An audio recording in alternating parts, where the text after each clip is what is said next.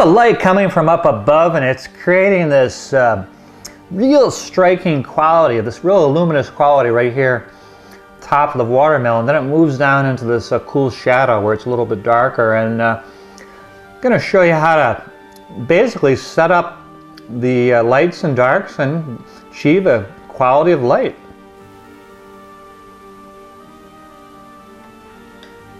Got a big pile of mush. This is all my paint mixed together, and it turns out to be a neutral gray. I'm going to use that to block out, you're probably shocked, I'm going to use it to block out my watermelon and put in some shapes from the negative space. So taking what I just placed on my brush, I can use it to sort of sketch out, boy, this is so simple, sketch out basic shape composition. So we got the negative space up here, here, here, here, real loose.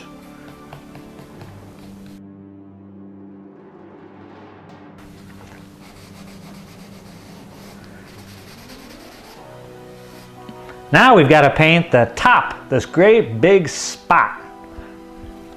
So I'm going to use a little bit of this quinacridone. You could use alizarin crimson if you have that.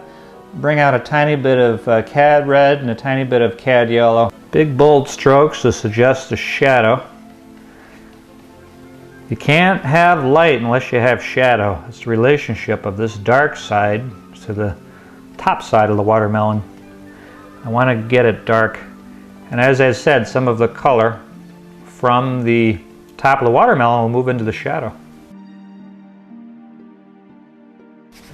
So we've got the side, I'm scumbling, don't want to get too thick with my darks. So we got the side, and then I'm going to take some of that tonality right on top. And I can go back to my large brush I used for the negative space. So I'm going to dip in with my number 6 brush into the titanium white, and then mix in a tiny bit of cad yellow to bring in some lights on the flesh of the watermelon. I'll take the paint and sort of drag some paint along the edge here to show the way the light gathers up at the very top of the flush. And then you get,